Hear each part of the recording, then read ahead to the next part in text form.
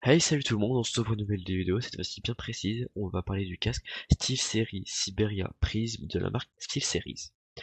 Alors, tout d'abord, vous allez devoir, donc, on va aborder en premier temps les problèmes et comment bien configurer le casque. Donc les problèmes récurrents sont mon microphone ne marche pas, mon son est dégueulasse, j'ai payé 200 € pour un casque, c'est de la merde. Oui, je suis entièrement d'accord, ce casque vaut 200 €, il ne les vaut pas du tout, il vaudrait même pas 80. Mais qu'est-ce que vous voulez, il y a des LED, les gens sont des pigeons, ils vont mettre 200 € pour un casque. Personnellement, je l'ai acheté parce que, de un, je suis un connard, et deux, qu'à ce moment-là, il était à 100 €. Et je pensais faire une bonne affaire, sauf que pas du tout, ne l'achetez pas. Donc bon, maintenant que vous l'avez acheté, je vais vous montrer comment régler les problèmes, parce que vous n'allez pas reclaquer de l'argent. À moins que votre site ou votre acheteur peut vous reprendre le casque gratuitement. Genre, pour la même somme, il va vous rendre vos 200 €, j'espère pour vous. Sinon, vous allez devoir télécharger le pilote, donc c'est le Enigma 3 sous Windows ou sous Mac. Une fois l'installation faite, vous allez sur le logiciel, vous pouvez l'ouvrir. Donc là, vous avez, vu que vous l'avez branché, vous avez votre Xperia Elite Prism qui est affiché, donc vous pouvez l'ouvrir. Donc là on est bien d'accord, tout est branché, la carte son est branchée, vous avez fait le branchement, vous n'êtes pas teubé. Donc là, c'est ma config à moi, le casque Dolby, ne le mettez pas, c'est ridicule cette appli. L'égalisateur, j'ai tout mis à fond, parce que sinon il n'y a aucune basse, le son est immonde, franchement.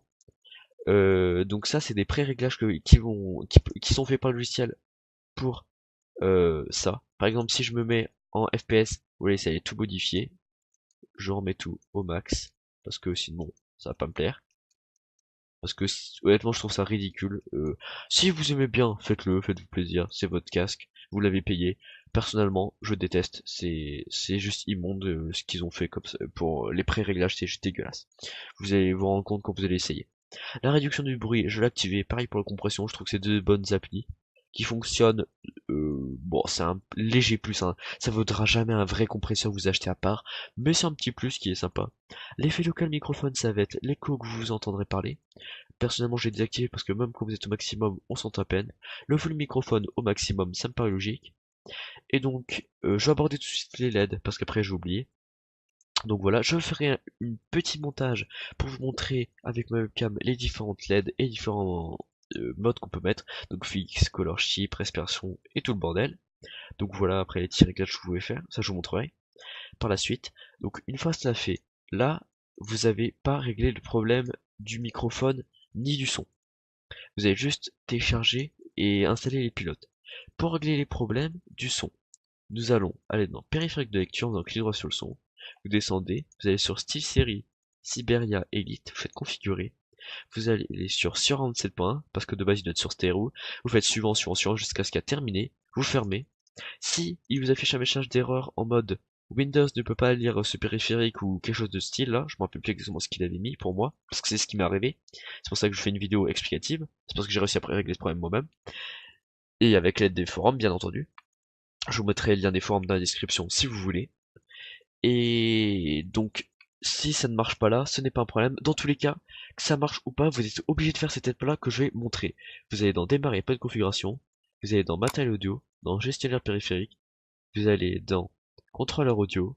Vous faites SteelSeries Siberia Elite, votre casque. Vous faites clic droit, désinstaller. Et donc là, vous allez désinstaller périphérique, tout. Pas périphérique, pardon, désolé. Vous avez tout ce qui va être les drivers, tout. Donc là, vous aurez ni microphone, ni son, plus rien. Donc là, il va falloir, donc sans débrancher votre casque, vous le laissez toujours branché sur votre PC, vous faites démarrer, redémarrer votre ordinateur. Au redémarrage, Windows va trouver le périphérique. Windows ou Mac, je sais pas sur quoi vous êtes. Moi, je vais dire Windows, parce que je suis sur Windows, ce sera plus simple.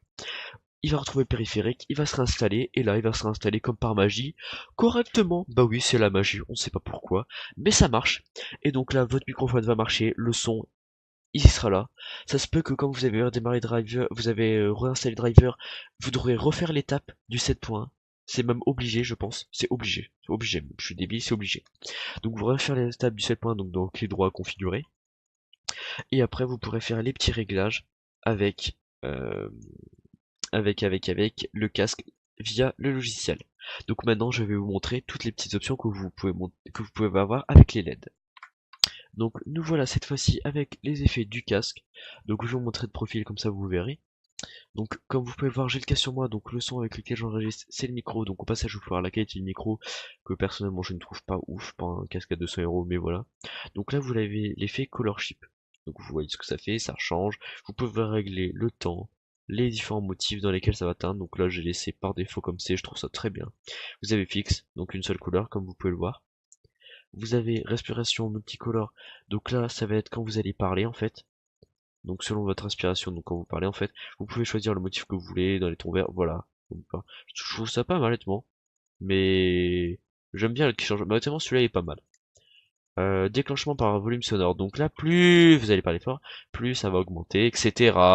Non je déconne, ça marche pas on dirait. Au pire je me bats les couilles. Non je ne sais pas. Honnêtement celui-là je ne comprends pas. Je ne sais pas pourquoi. Et après vous pouvez carrément désactiver l'éclairage. Moi personnellement je vais remettre sur mon mode. Et puis voilà. Donc voilà, ça sera tout pour les LED. Alors, qu'est-ce qu'on pourrait dire en conclusion pour ce casque? C'est un casque trop cher, des performances pas assez élevées. Il vaudrait même pas la moitié de son prix.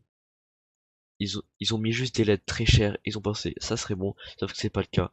Du coup, honnêtement, je vous déconseille ce casque, mais voilà, tant pis si vous l'avez acheté, et je vous laisse régler les problèmes grâce aux solutions que j'ai apportées. J'espère que ça vous aidera, et bonne continuation.